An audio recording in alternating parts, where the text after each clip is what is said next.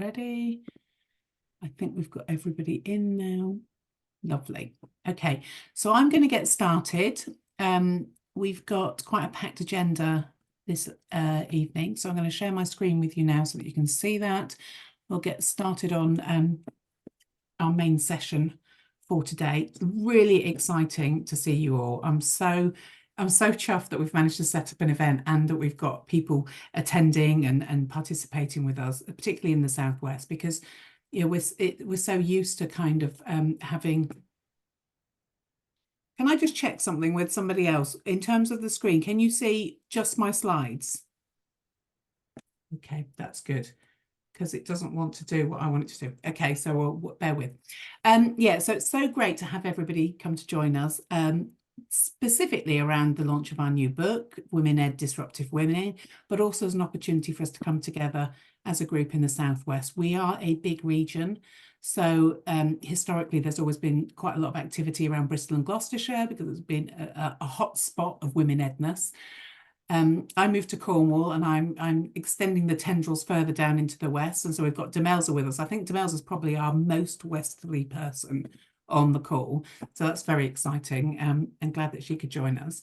I'll just take you through a little bit of the programme this evening. So I'm going to do a very quick update on WomenEd. I think most of the people on this call are aware of what WomenEd is and what we stand for, but it's always good to do a quick recap. And then I'm going to hand over to Vivian Porritt, who I think all of you know as one of our global strategic leads and co-founder of WomenEd, and the queen, quite frankly, of WomenEd, the person that we all look up to and admire, and who is an inspiration for so many of us, who's going to talk about the new book, which is also exciting.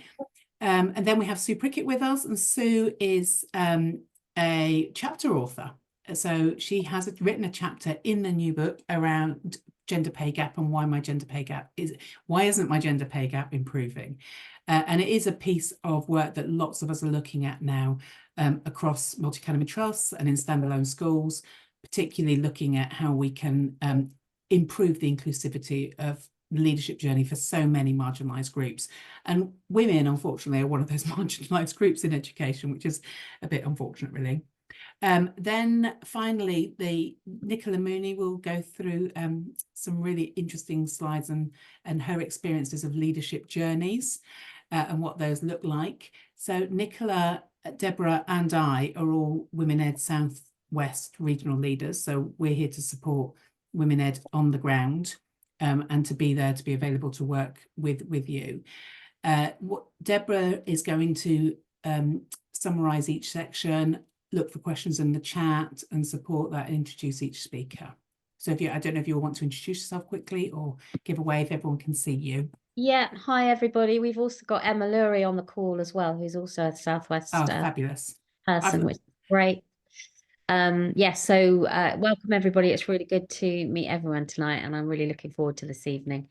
And hopefully, if you have any questions that arise from any of our speakers, please do put them in the chat, and we'll get a chance to have a little bit of feedback after each. So I will say that I've lost all visual now, apart from the four of you and some slides. So I don't know if anybody puts their hand up, if anybody's got anything to say, or if there's anything in the chat, I don't know. So I'm reliant on one of the team to support me with that. Okay, great. So moving on. First of all, just to recap really what our mission is as WomenEd, what we're here to serve. We are a global grassroots movement that connects women in education across the globe. And I found WomenEd around COVID time. I was desperately seeking some sort of support to get me through Eden Red childcare vouchers and what was happening with online learning and all of those things. And I'll be honest, since 2020, WomenEd has changed my life completely. I mean, my life has just, there is no similarity to the life I had before for all sorts of reasons, and primarily to do with the role that I now do in a multi-academy trust, but also around sort of confidence and my networks. There are people on this call that I have met through WomenEd who I consider really close friends that are really important to me. And it's a great way of having a community that brings people together to kind of raise each other, lift each other up and raise aspirations, which is really important. And what we want to do is empower women to have the choice to progress their leadership journey in the way that best suits them. So you can see on this imagery really clearly, there's a man on a ladder. That's the classic image. You start at the bottom of your career, you work your way up. There's no glass ceiling there. You just carry on going up and up and up and up. And the picture of the woman on the other side is the climbing wall, which you move around sideways. You might have a family. You might decide to do some more flexible working. You might start and stop your career. You might want to go part-time. And all of those things then has an impact on your career and your potential leadership pathway. And that has so many knock-on effects. It has effects in terms of flexible working. It has a significant effect on the gender pay gap, because actually what happens is you put a halt on your ability to earn money, and then all these men that are moving nicely up the ladder are continuing and incrementally growing. So we're working together to remove sort of systemic barriers, organizational barriers, to support progression and elevate women into whatever it is that they want to do within their leadership journey. Quick look at our values. They're called our 8 C's. They focus on these in pretty much everything that we do. So they cover clarity, communication, connection, confidence, collaboration, community, challenge, and change. And for me, I feel parts of all of those in the relationship and the work that I've done with WomenEd, but particularly I would say community for me, and then challenge and change. I think those are the key drivers that I want to bring to the relationship that I have with my colleagues, and also in terms of promoting the networks of women that I know are so powerful in our region. All of this information is available on our website, so you can go and have a better, longer look on that if you're interested, or pick up another time, we can have a call about that. Our campaigns. So really, there are 4 key areas that WomenEd focus on, and this comes through in sort of the books, it comes through in some of the networking events that we do, and it's also a key strand of any of the comms and things where we're focusing attention. So the first one is the WomenEd Diversity Campaign. Having diversity in leadership means that all people, all participants contribute to the structure and the organisation of a school. And so that's not just about gender or sex, it also includes cultural diversity, racial diversity, religious diversity, age. The other thing as well is that often we have women that are disadvantaged in their workplace because of multiple factors. I can't think of the word, Vivian, you're going to tell me what it is. Intersectionality. Intersectionality, so that's the word, of people that actually are a woman, but also maybe are a particular religion or particular culture or a disability. And those things are all limiting factors in people's opportunity to progress. And it can compound it. So we are strong advocates of having a voice for all communities within WomenEd. And we want to, the goal is to increase the representation of diverse groups in leadership and to support and encourage women to take that next step. Sometimes that's quite frightening. I don't see people like me, and it's important that, you know, we can see what we can be, and also for our girls and young women in our schools to understand that there are opportunities for leadership and women in education. The second key campaign, which we'll touch on a bit more in detail tonight, is the Gender Pay Gap campaign. Women are paid significantly less than men in most jobs anyway, specifically in education, which is a heavily female-driven sector.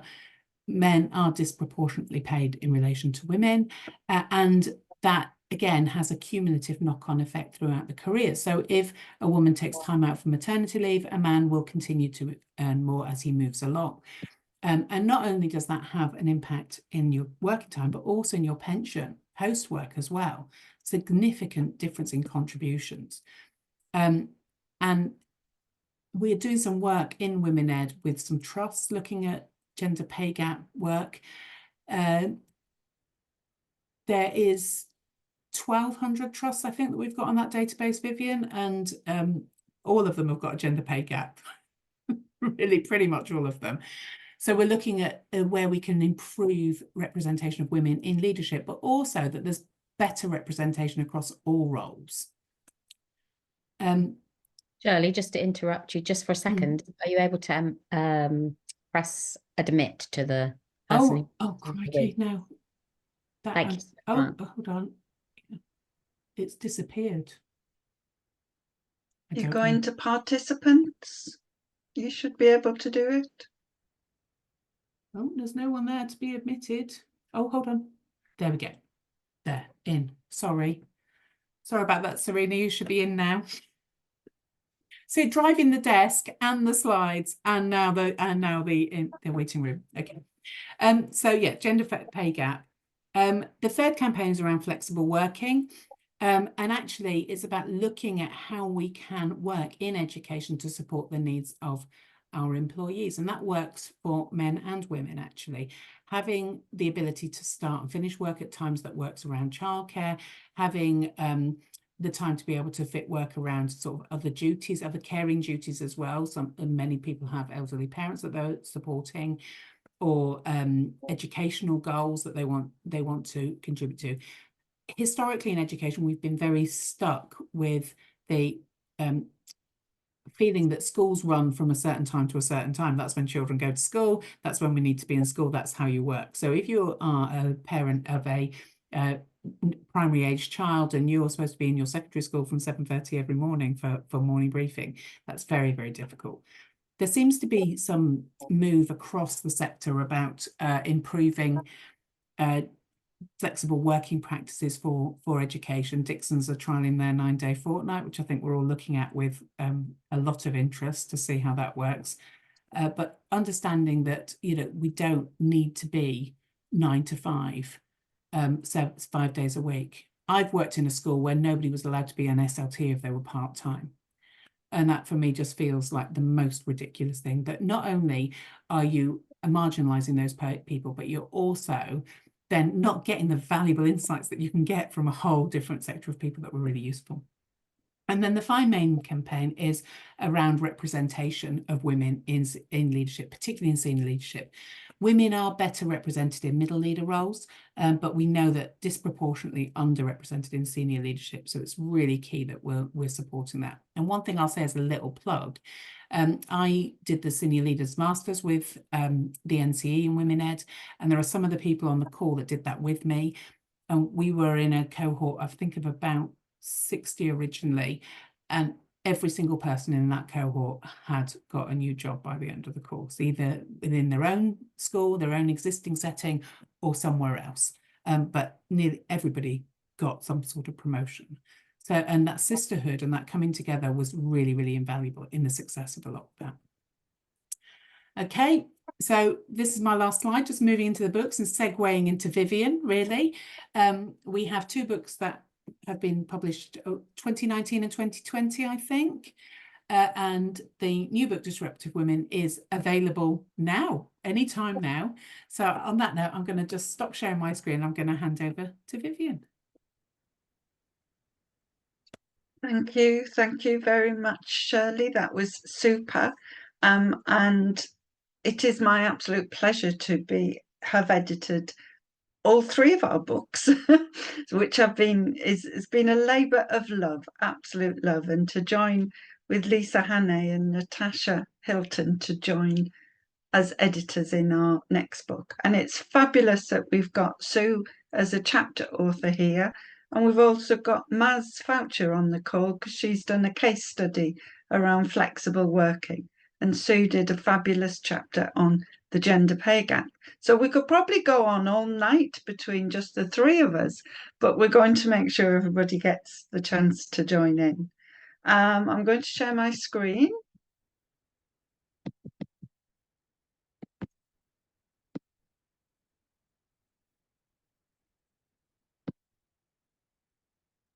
Okay, and what I'm asking you all to do this evening is to become part of what we're calling the Disruptive Women, which I hope is everybody in the WomenEd community. It's really interesting because most people have really loved the title, but we did get a few comments saying, I don't think we should be disruptive. I think that would annoy other people. And my response is, that would be brilliant. As a lot more people need to be very annoyed by what is still happening for women in education. So by the end of this session, this event, I hope you're all deciding to be part of Disruptive Women, if you're not already, and to think about what ways in which you could disrupt. And I hope I can just give you some flavours of that.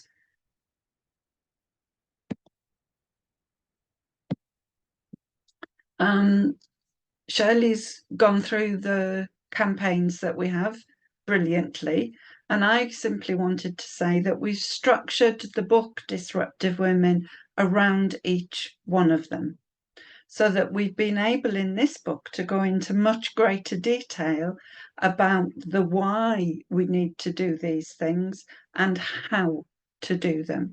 And there are some brilliant chapters about the how. And amazing examples of what some other women have done to tackle these issues and what they suggest and advise you could try in your own situations and your own organisations. So I just want to give you a flavour of each one of these elements from what is included in the book. And the key questions then are, why are these things happening and in what ways can we do something about it? And that's referring back to our values. So clarity about the why in all the chapters and case studies in the new book, and in what ways can we make a difference? And those two elements are absolutely central to WomenEd, because it isn't that we're just a group of women ranting on social media, as we were first called when we started nearly 10 years ago, because it's our 10th birthday in May. So look out for explosions then.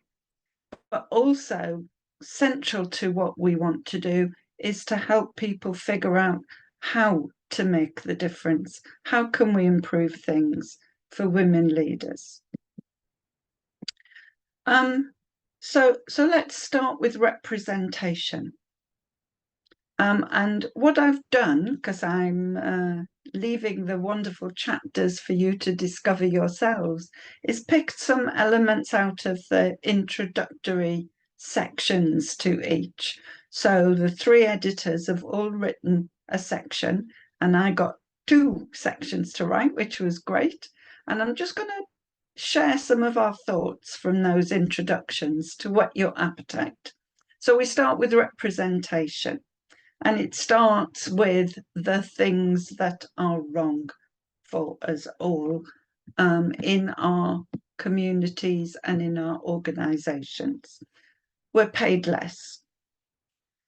Healthcare laws punish women for their biology, and this is from our Canadian editor, so you'll get the context there, and create working conditions that often make women choose between career and motherhood. And that's about representation, but it's also about diversity itself as well. And if you're a disruptive woman, you refuse to accept the notion that women must stay in their place. And we have to disrupt that notion entirely, because each day is about pushing back, disrupting, and challenge to change the system. Women don't need fixing, it's the system that needs fixing and the processes that the system puts in place. And that's the whole premise of the book. So in terms of diversity, and I love this logo for diversity as well, as Shirley said, women are at a disadvantage because they battle gender bias and additional layers of discrimination that come from being diverse backgrounds. And this is the real nut of it, isn't it? The education sector is supposed to be, I always believed it would when I joined the profession, a bastion of enlightenment and progress. Well, it isn't for women. We are ensnared by the biases built into our education system. And the demand for dynamic, inclusive leadership is only growing. And so our job as disruptive women is to work to dismantle these barriers. And so I need you to be thinking, are you up to this? And if so, in what way? And the gender pay gap, Sue and I go bonkers about all of this, don't we? So this drives us round the twist. Because how can in education we have one of the biggest gender pay gaps of any sector? We're still higher than the mining sector, which is mostly men. So how can they have a lower gender pay gap than education, which is 3/4 of women? But maybe it's because we're mostly women that they think they can get away with it. There's a gap in the lack of respect shown, the bias demonstrated in many different ways, and all of this means that women are paid less for the exact same role as other men. And what that leads to is a shocking gap in pensions also. So women start off in the first job they have at a lower salary, they continue to earn a lower salary, and they're hit again when they finish in education with a much lower pension. So it's inequitable every single step of the way in terms of pay. And I love this chapter title from our very last chapter of the book, which is What's Your Problem with Flexible Working? What is it? Why should there be a problem? How can we think, how can school leaders think that it's not good to retain their best teachers, to retain their experienced teachers, the teachers that are going to be mentors to the new generation of teachers arriving in our schools? What's the problem? And the education sector, I have written, needs a complete culture change in terms of flexible working, but also flexible thinking and definitely flexible leadership. And the time for male head teachers to just say, I'm not having any flexible working, and even worse, women head teachers saying, I'm not having flexible working, that time has to go. We've got a recruitment crisis and we need to keep all of our brilliant women. And what the chapters in this section reminded me was that we need to treat educators and leaders as human beings and respect their needs and their hopes. That's all we want, isn't it? And if we can't do that in education, then we have got to get out the big guns in terms of what we need to disrupt. Little present for you all. For all 3 of our books, as Shirley highlighted, we can give you a discount code to order from Sage Publishing. And I just want to share a second surprise with you. I can get it right. Because look what I got today. Am I vaguely putting that in a similar helpful picture?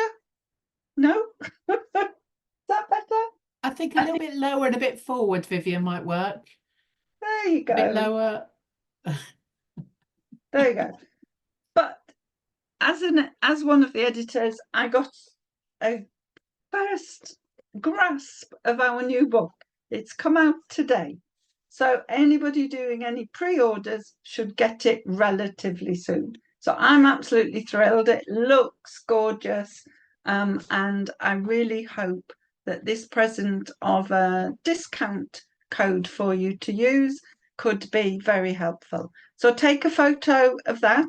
So you've got the discount code to put in to that link in Sage Publishing.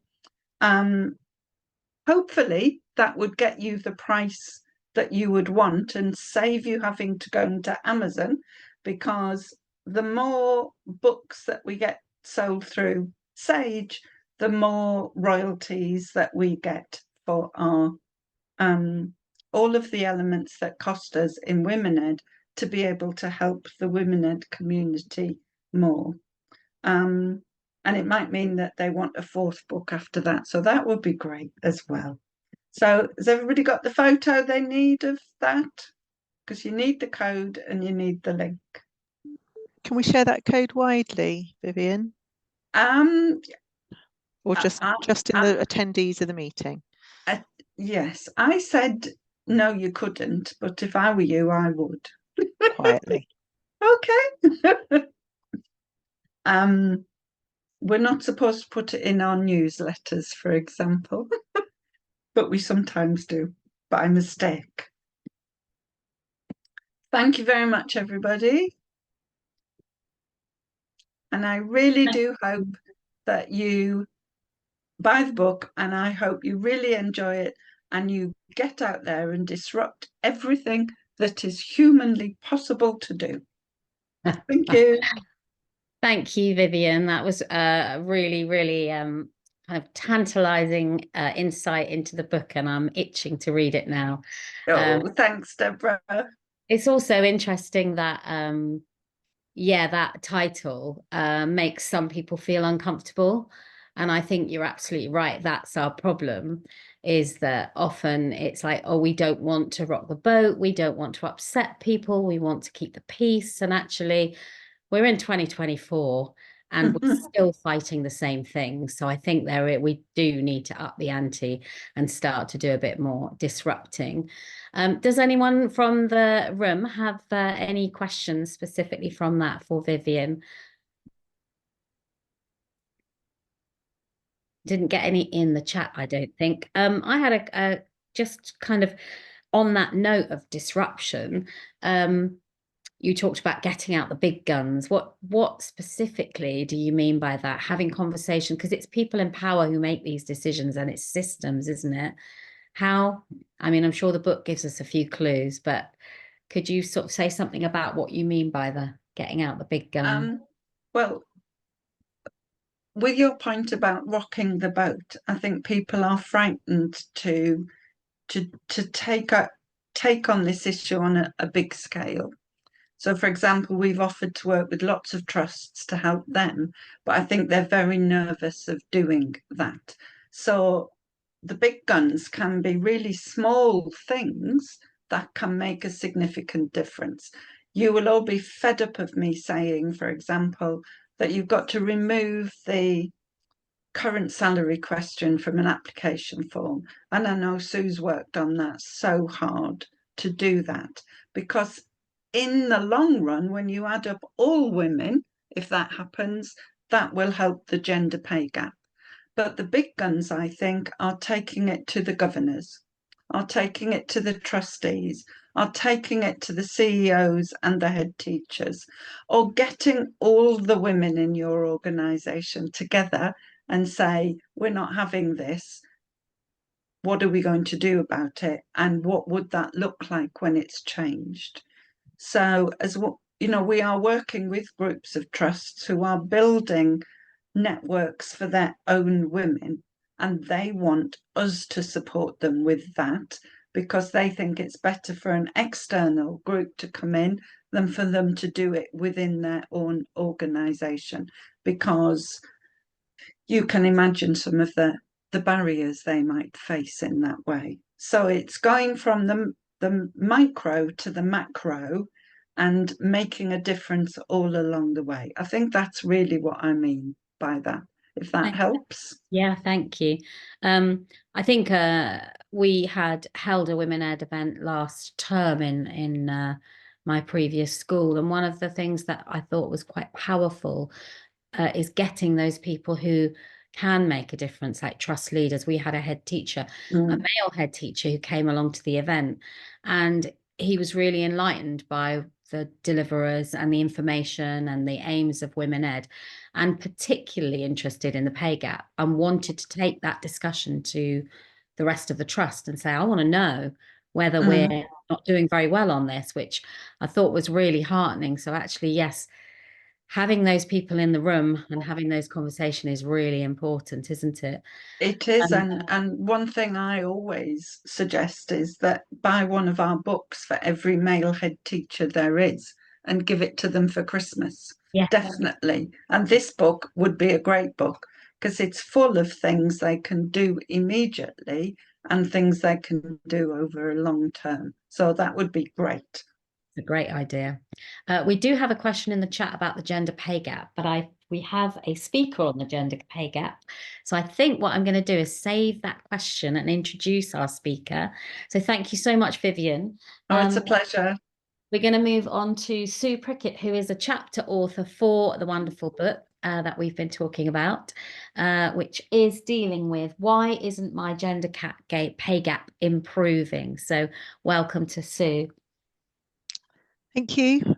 I'll just caveat this by saying I don't necessarily know. Actually, I don't have all the answers, but what I do have is some instances of examples that we have done as a trust to try and reduce our gender pay gap. And actually, the title actually came from the fact that I did ours for last year, and I knew that I'd put in, helpful practice to reduce our gender pay gap, and yet it still wasn't improving. And once I've sort of been through my slides, I think perhaps one of the questions that I would start asking myself is, would I write the same chapter again?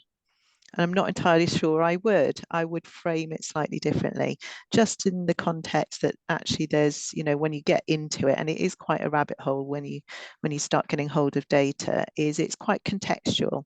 And we can talk about that a little bit afterwards, perhaps, especially with Andrea's question. Share screen, she says, hopefully. And I'm going to go for that one.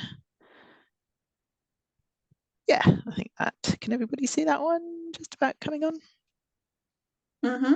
Okay, so that's my Twitter handle. I'm Rural SBM on Twitter. I'm still there for the time being, so look me up and have a look.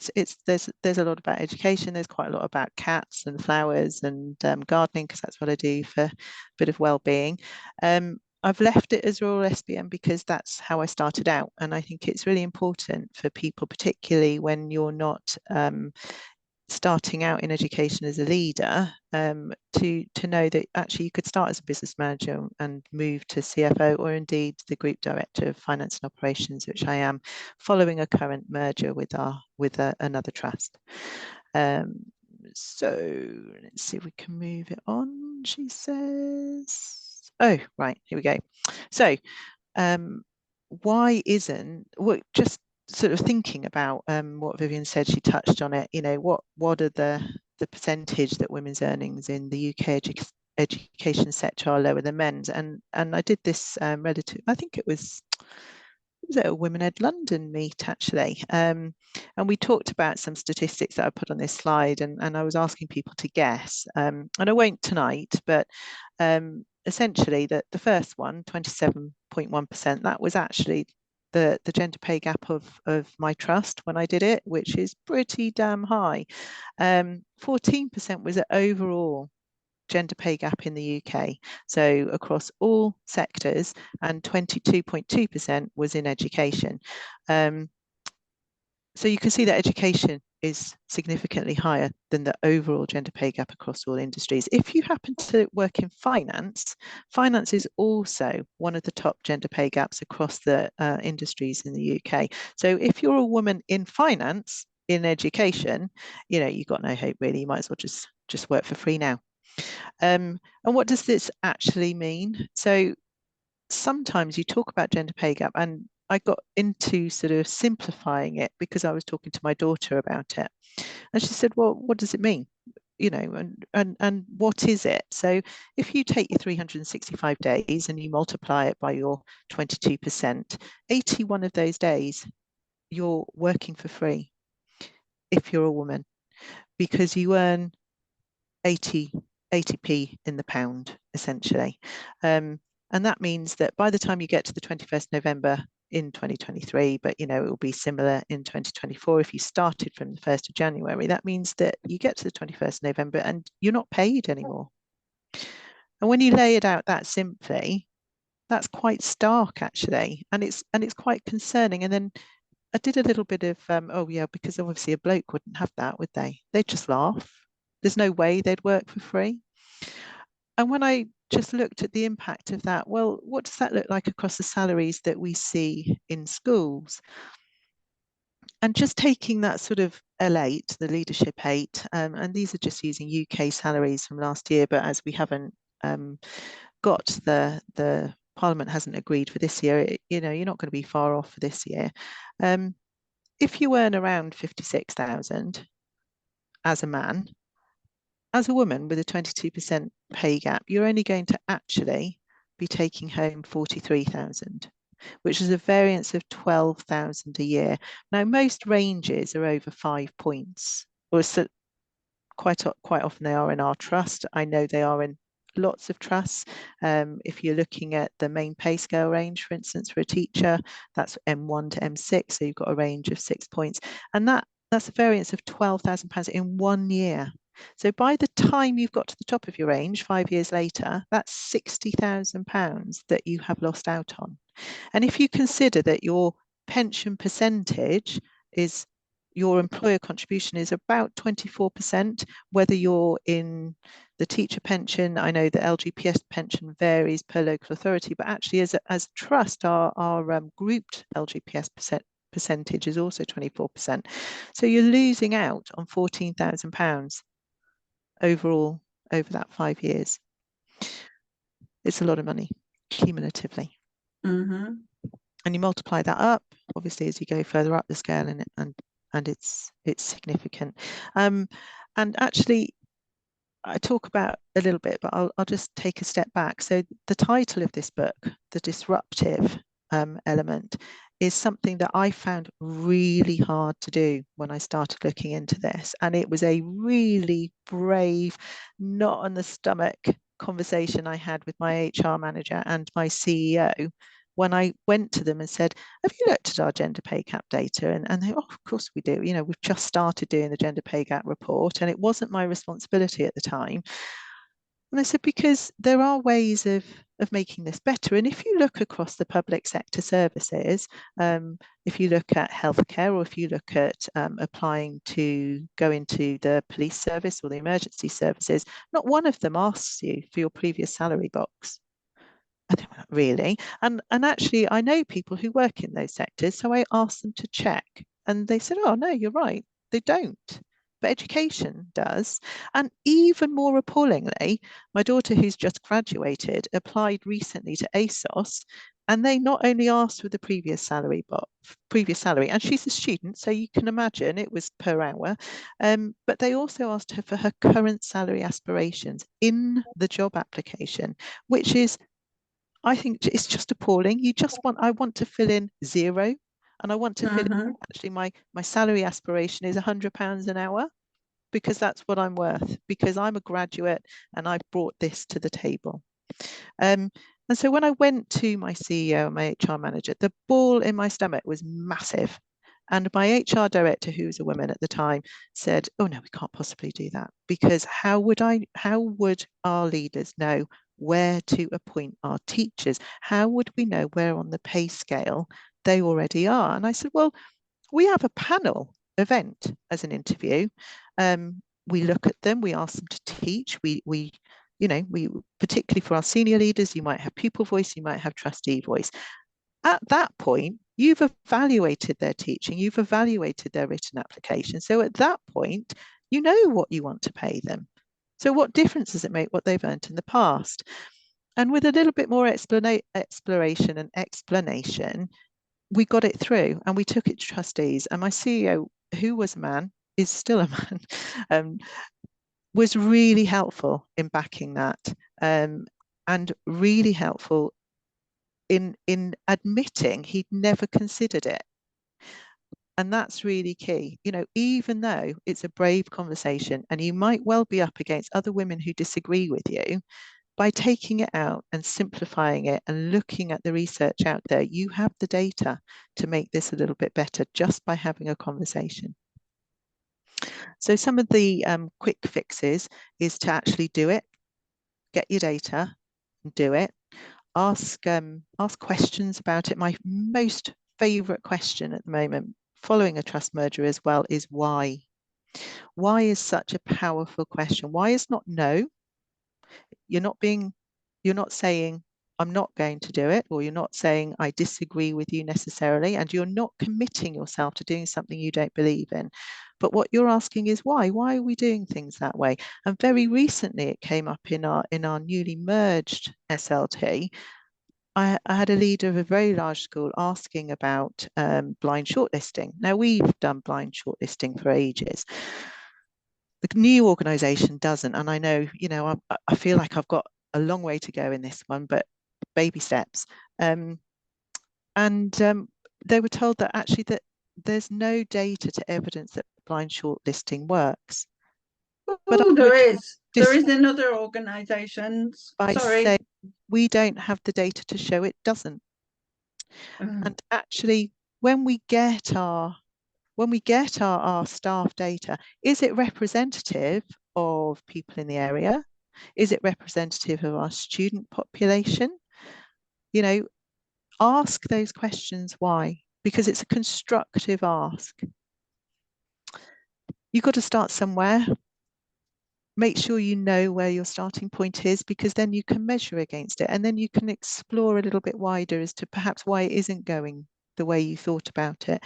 One of the reasons that actually I've pulled ours a little bit further apart, and I have to confess I've still got to do 2024, is because comparing and contextually comparing support staff against teachers is inherently difficult. You have completely different terms and conditions for support staff who are term time only versus support staff who are 52 weeks a year, such as myself. And making sure that you're comparing apples and apples in your hourly pay rate is very difficult in education. And it would be so helpful for the government not just to issue very clear instructions, as they do in calculating the gender pay gap, but specifically around pro rata salaries, so that people are comparing apples and apples. Local government pension services are often calculated on 37 working hours a week. Teachers are generally 32.5 hours a week. And then you get into, are we comparing 190 days, or are we comparing the 45 working weeks a year available? So there's a lot of contextual differences that could happen by looking at data from one trust and another trust. It very much depends on the calculation they're using. Have a look and identify where your good bits are, and have a look perhaps at the systems that you're using. So there is good software out there, and I do call it out when it's good software, and I've mentioned it in my chapter, and I'm sure they won't mind me doing it again. But our budgeting software and our applicant tracking service both offer metrics that help us know whether or not our gender pay gap is improving. Just by putting a vacancy into my budgeting software, if I call it male or female, instantly I know whether or not my pay gap is going to improve. The applicant tracking service that we use allows us to blind shortlist easily. It also offers metrics on the applicants that we're having, which has actually changed our policy. So it's changed the way that we have supported people on parental leave, or people in the bracket of parental leave, because massively we were attracting that female 30 to 39. And so how can I support them to retain them? And so we now having worked with the NTPT project, have developed a program of coaching that we offer to every single member of staff who's been on parental leave, irrespective of whether they're male, female, or support or teachers. And that's really important. And of course, Vivian's going to love this one, is just take it out. Just take it out. If you can do one thing, do this. And it should be systemic in education. If I could get the DFE to do two things for me, one would be to change the vocab away from teachers and support staff and to just talk about staff working in schools. And the other one would be to remove the previous salary box. In the same way they're encouraging flexible working, to remove the need for that, and then to help trusts and schools use culture change to change the way of thinking about their recruitment practices. So yeah, gender pay gap is on one hand quite simple you've got data, you can use it. And on the other hand, it's quite contextual. So it is worth looking at what other trusts are doing and looking at calculations. So, you know, reach out to people in other trusts and say, what are you doing about this bit, this sort of contract? How are you calculating it? And that's how I got into writing. Well, that and Vivian, and a very hard arm twist, I think, at a WomenEd conference to write my chapter on gender pay gap. And it was great. I really enjoyed doing it. And also, I particularly love being a disruptive woman. And my CEO now uses the word disruptive all the time. I just love it. That's great. Thank you so much, Sue. That's really interesting. And I think you have, hopefully, Andrew, you might want to just give us a thumbs up if you feel that that's answered your question, which is what's the best way to address the gender pay gap. There are a few ideas in there. Andrea, small steps as well. I think, you know, you can't expect to do it overnight. So I can't find reactions, but yeah, thanks, Sue. Yeah. And also, Andrea, I've finally put the proper link in the chat in response to your question, which was a very detailed report into the gender pay gap in schools that WomenEd did with ASCL, NAHT and the Governance Association. And that is a really valuable resource to know about what it is, to share it with others, and how to bring about changes. So I would definitely recommend that. If everybody looks in the chat, it's really invaluable. Thank you, Vivian. Yeah, I mean, I think it's such an important topic. And you talked about, Sue, that knot in the stomach about having these disruptive conversations. I think particularly when it comes to salary and redress, you know, trying to address those imbalances for your own. I think, again, it comes back to that, having a community that can support you, having the research to back up, asking that question why is really powerful. I know that when I transferred over to an assistant head role, they asked me for my salary. I gave it to them and they got it wrong, and it was 2 points under what it should have been. And it was my 25-year-old daughter who said, "Mum, you've got to phone them up." And I did, but I really didn't like doing it. And it was, you know, fine. But, you know, it's really difficult because you feel very vulnerable when you're being appointed, etc. But thank you so much for that. Again, really looking forward to that chapter in the book. So I hope people don't mind if we move on to Nicola Mooney, who I've been working with over the years on WomenEd stuff. So it's really lovely to have you here today to share leadership journeys, your section of this talk. So looking forward to hearing you. Thank you. And I think Shirley's going to be driving my slides. I'm going to share the screen. For me. So you just let me know if you're... Shirley, if you could put my slides up, then I will just let you know each time I need it to move on, if that's okay. Can you see that all okay? Yeah, that's great.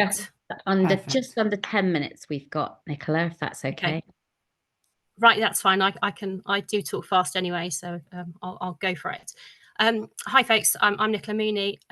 I originally started out, before I got into WomenEd, by having worked with the MTP Tube project, so it's lovely to see that they've been not only represented in the chat but obviously talked about in Sue's bit. I then kind of became involved in WomenEd and then later the ASCL Women Leaders Network. So one thing that I'm really passionate about is advocating for women leaders. So if I can move on to the next slide then, please, Shirley. So I just want to start off by exemplifying different leadership routes.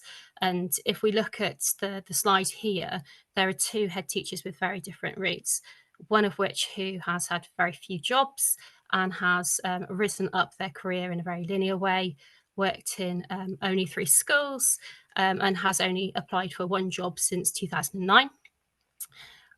Whereas the other one has had lots of interviews, which obviously means lots of knockbacks, a variety of different schools, and has had a variety of different roles across a similar length career.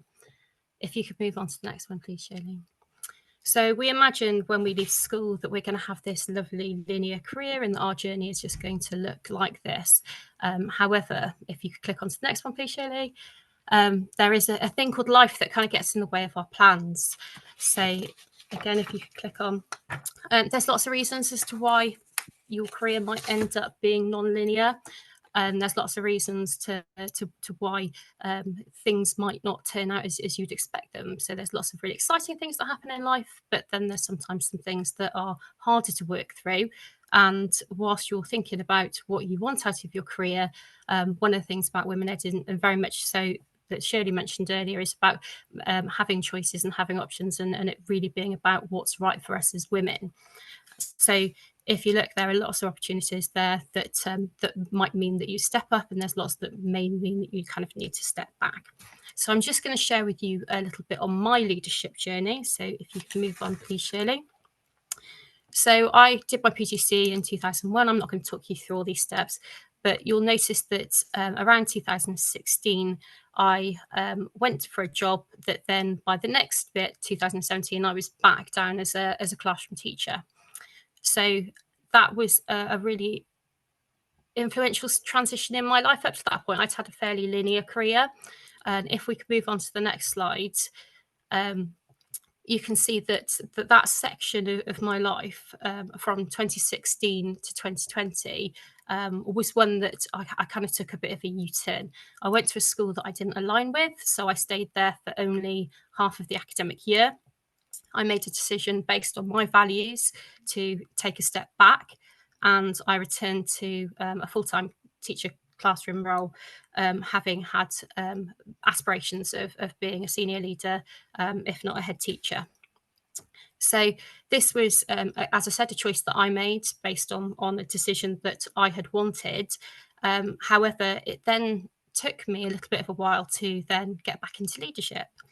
So one of the things that happened during that time, so when I stepped back, it kind of got to about 2019, and I'd done a little bit of work with the MTPT project, because actually I'd had two very young children at that age. So I'd done quite a bit of work with Emma Shepherd, particularly around fertility treatment, as that was something that I'd gone through. But in 2019, I wrote a blog which Vivian then picked up. So this is going to be a little bit of Vivian loving for the moment. So go on, do it. So I was really fortunate that Vivian published one of my blogs, and then published a lot more of my blogs, and the relationship that I forged with Vivian, and also actually Claire Price. So in 2018, as part of the National College Pledge for Women Coaching, I had some coaching from her, and then I joined WomenEd, and over the next few years got more and more involved, to then the point of being a regional network lead, and that really was really good that she was, and this is Vivian in particular, pushing me forward.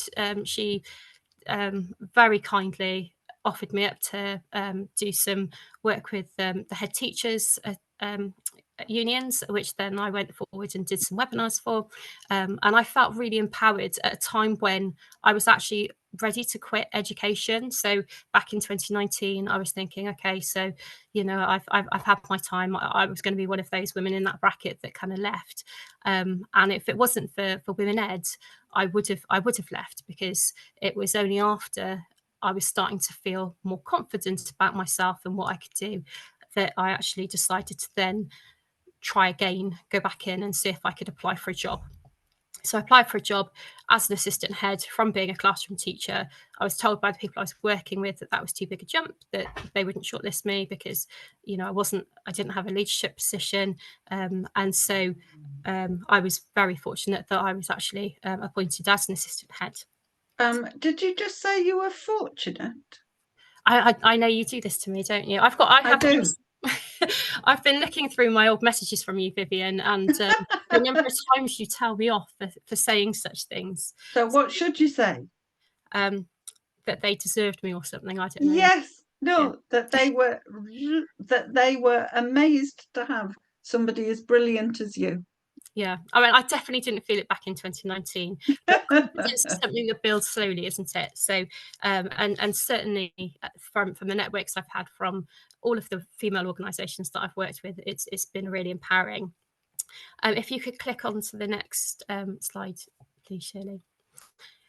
So one thing I'd just like to say is that, you know, even if you have a non-linear journey, whether it's because of decisions you've made, whether it's because of life happening and you having to make decisions, or proactively want to make decisions to step back or to do whatever, go in a different direction within education, your journey is your journey.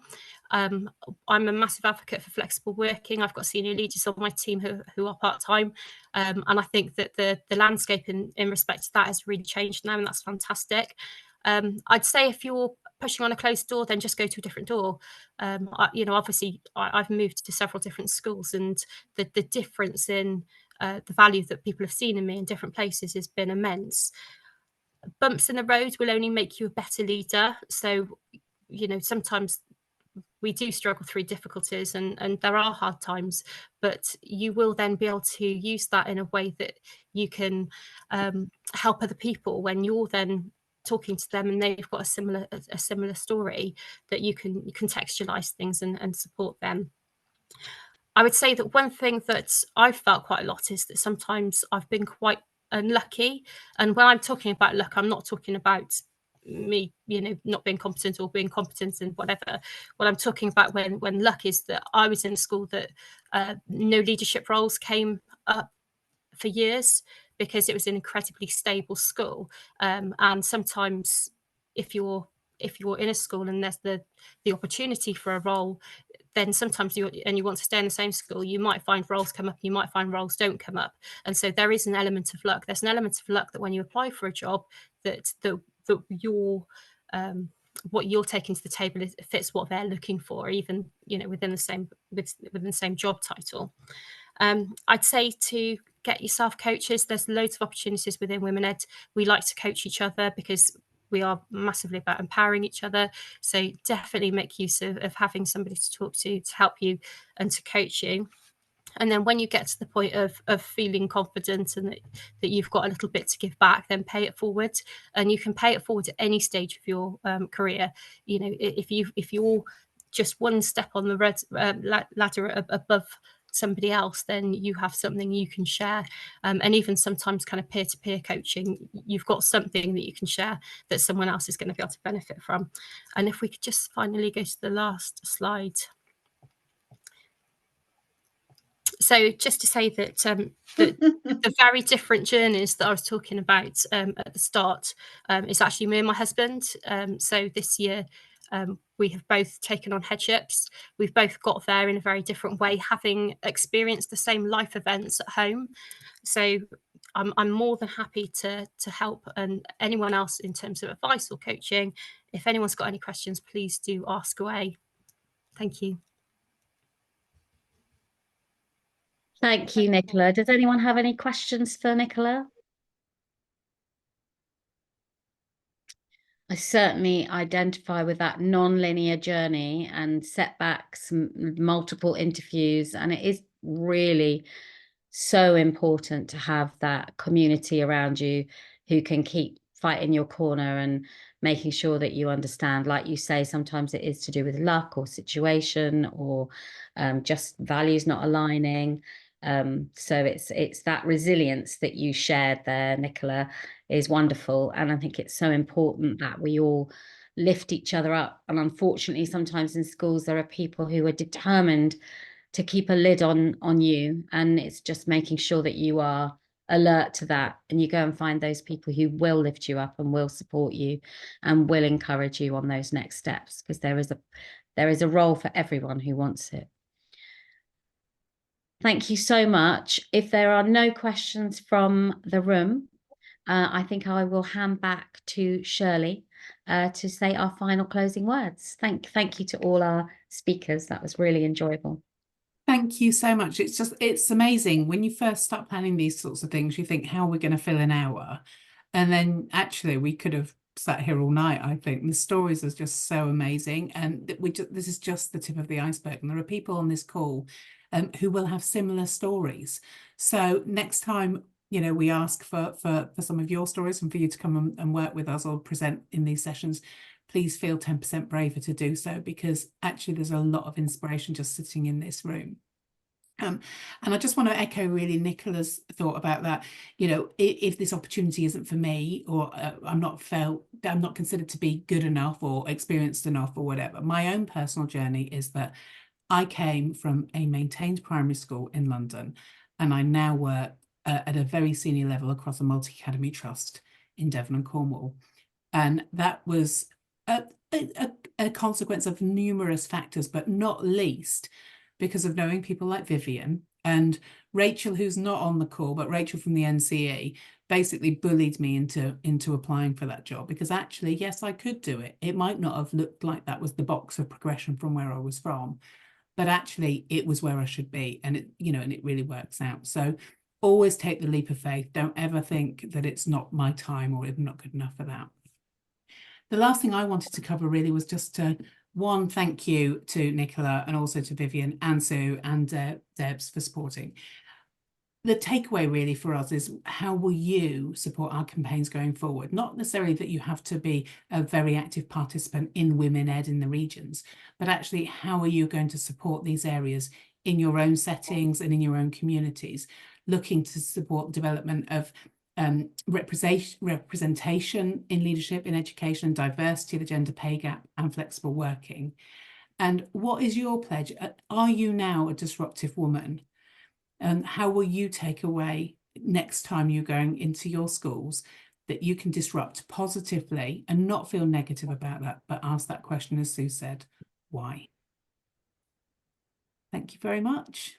And it would be wonderful, Shirley, if people put it on whatever social media they use their pledge, because that will encourage other women to join in.